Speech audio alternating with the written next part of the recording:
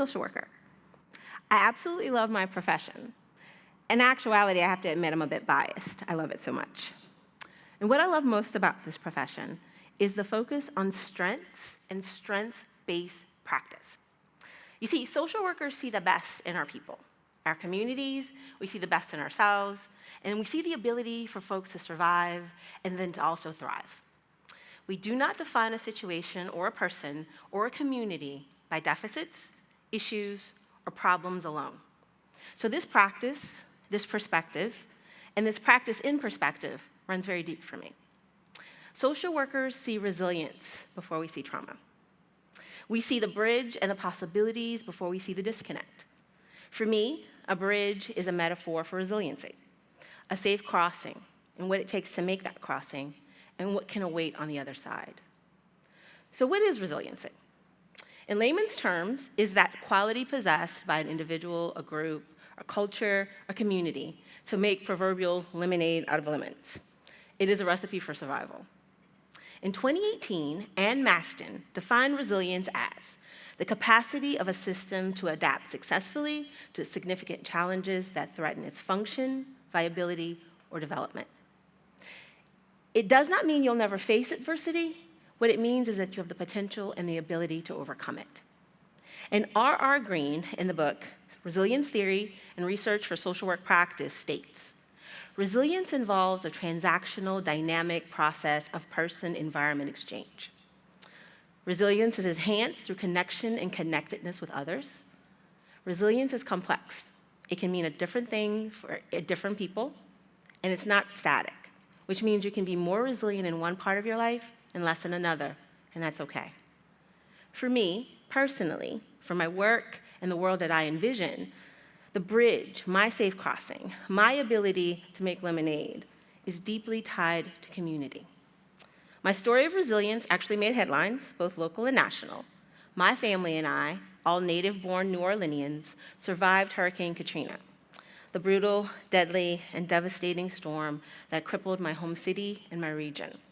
But my story goes a little bit further. You see, my family and I did not only simply survive Katrina, we also experienced the refuge of the Superdome. Did you notice how I phrased that? That's actually strength-based in perspective put in practice. You see, what is and what was a traumatizing moment for my city, for my community, my family, and myself was actually also a moment of learning and discovering. It was not simply just my pain. It also provided a space for my growth and my learning. It was an experience. It is an experience that I speak of often. I feel compelled at times because it is such a great story of resiliency through connecting, coping, and adaptation. And not just for me, but for the two very special communities that I'm deeply connected to. My experience brought me to Huntington, West Virginia, my new home. My resilience, my ability to remain whole, start a new life, productive life, and a brand new career was centered in a transactional, dynamic process of person-environment exchange. It started with a disconnect from my old home and the actual physical displacement that came with the knowledge that I might not return for the moment or for a very long time. It led me and my family by plane to a community whose response supported and enhanced my resilience, my ability to live and to invite new possibilities. There was a definite exchange between me and West Virginia, and that exchange strengthened me. What I'm driving at is that for me, my resilience was strengthened in my connection to my new environment, my connectedness to my family and the community that rose to support me and us.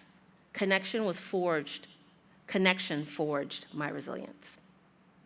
When people hear my story and its details, they'll often exclaim, "My goodness, you're strong," or "Aren't you resilient?" And I accept that statement, but then I take it a little bit further. My strength is not solely mine and does not solely live in me. Resiliency is a collective sum of my coping skills learned and modeled by my family, by my community, often without me realizing it. My ability to adapt successfully past my traumatic disruption is fortified because of my connectedness to others, and my ability to connect also learned and reinforced and was modeled for me. I'm connected to my ancestors and the lessons of survival in the ruthless conditions of environment and social restraints. Hurricane Katrina wasn't our first storm. It is fortified in my family unit that stayed connected despite separation and with intention. It is fortified by the community that welcomed me, that understood almost innately what I might be going through, both physically and mentally, and that offered me a safe peace and a safe place to regroup. My environment and community for recovery was knitted together, piecemeal, if you will, by the other resilient folks who have experiences and strengths of their very own to offer and to share. This is all to really say resilience is and can be, and if you allow me my opinion, should be a communal process. Bridges to recovery, to renewed strength, to resilient spaces are created by community. Individuals pooling their innate strengths together, lived experiences, coping skills, and abilities to form what is an unseen space that offers what an individual needs to adapt and to push forward. Resilience is complex and dynamic. For me, it is represented in physical place and in human interaction and the connectedness. My old home, New Orleans, is resilient. Hurricane Katrina, Camille, Rita, Florence, and Betsy have all slammed ashore, toppled homes, shifted communities, and disturbed bonds. For all their attempts, New Orleans still survives.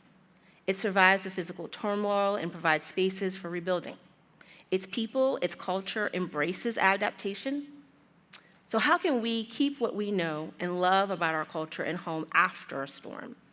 The community always finds a way. You see, I'm still connected to my old home, and I visit it often. I encourage new visitors all the time, for what I truly love about my old home remains in some form.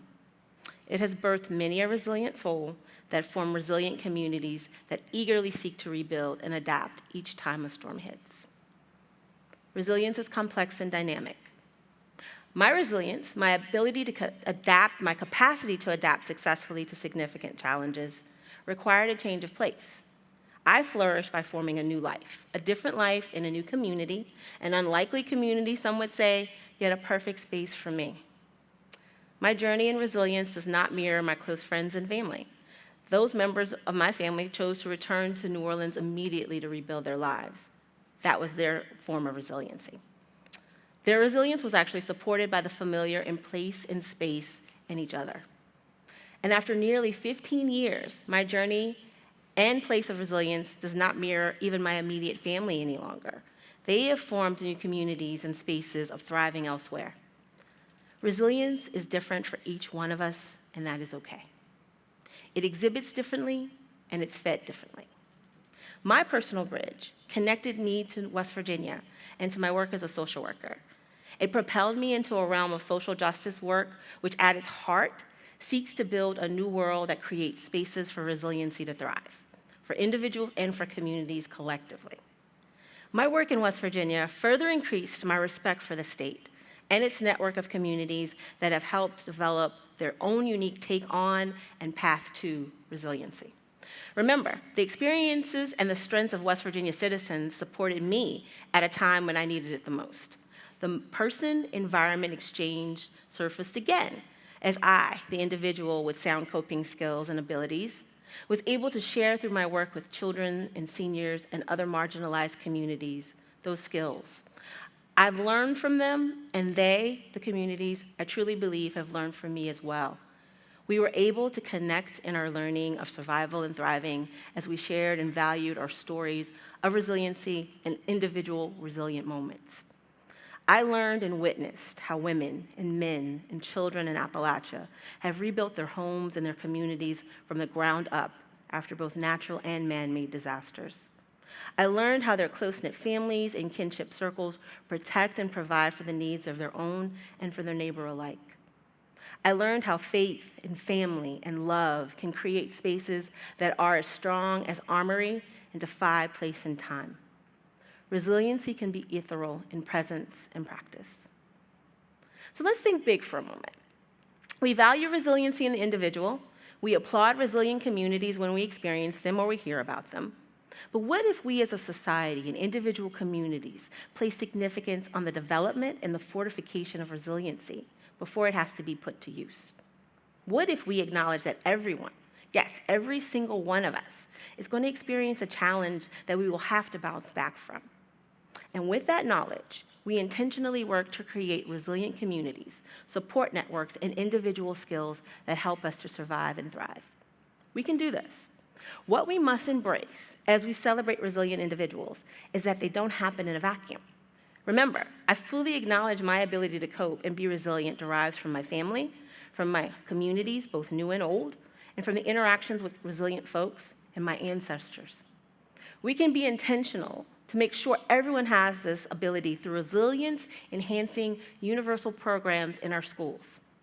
Every child is offered a space and opportunity to enhance and develop positive and constructive coping skills. There are over 3,000 studies that have already shown the positive results for children handling daily stressors and deeper challenges when they participate in programming focused on resilience and coping skills.